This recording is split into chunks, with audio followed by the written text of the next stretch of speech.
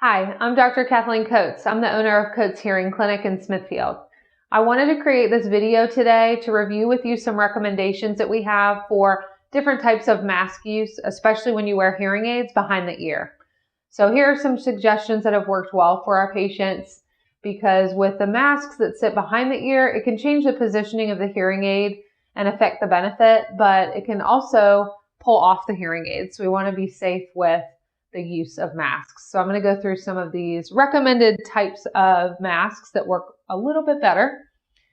One is the tie-on. So this takes away from any straps behind the ear where the hearing aid sits, and it takes it off the ear. You can tie one back behind the head and then one behind the neck, and that way it won't interfere with the hearing aids. Another style is with the headband use. So there's been some very creative people out there that are creating these types of accessories, where instead of taking the strap behind your ear, you attach it to a button on each side in front of the ear. So it holds it on nice and secure still, but takes it off from behind the ear. The N95 masks, these are harder to get a hold of for use, but the rubber bands sit the same way as the tie-on, sits back behind the head and then behind the neck as well. So there's nothing behind the ear. Mastic Centers, these are something that are a little easier to get a hold of, and they work where instead of putting it behind your ear, you attach it to the extender. I've seen the extender worn kind of back behind the ears like you see in these pictures. I've also seen it behind the neck as well. You just want to make sure it's nice and secure in either position and holds the mask on in place. Hair clips, I've also seen this where you have to have a good amount of hair and a strong clip to hold it in place. For example, with my hair is too thin to hold the strap with these hair clips. But if you have a good amount of hair right here in front of your ear or back behind, you can attach the straps to the hair clips and hold them in place there. The hat and button, I've had a lot of our patients who are male that use this instead if they don't have hair, but they wear a hat often. You can actually sew the buttons on either side here. As you can see, like her creation there, you can attach it to the button instead, just like the headband.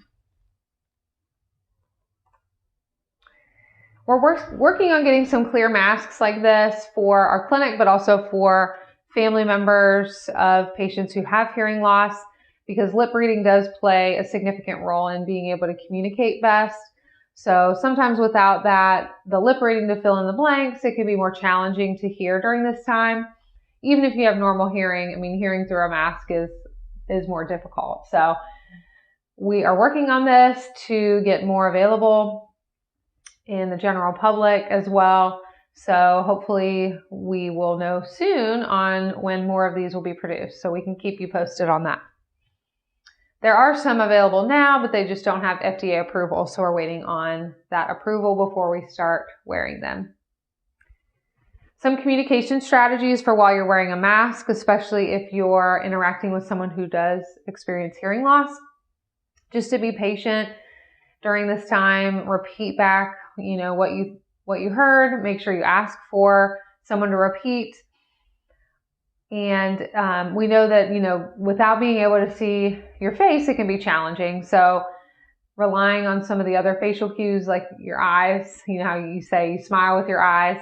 The eyes can say a lot about the expression as well of what you're talking about.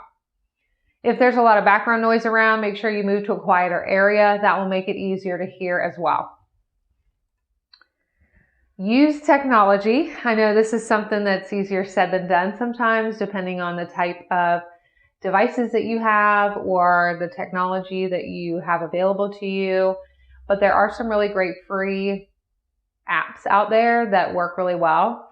So if you're missing your family and you are having a hard time hearing just on the phone, there are some free video apps that work really well. As long as you have a good, strong internet connection, that can make all the difference. So if you have questions about that, you can contact your internet provider to see if there's other ways to change the speed of your internet that will help with these devices.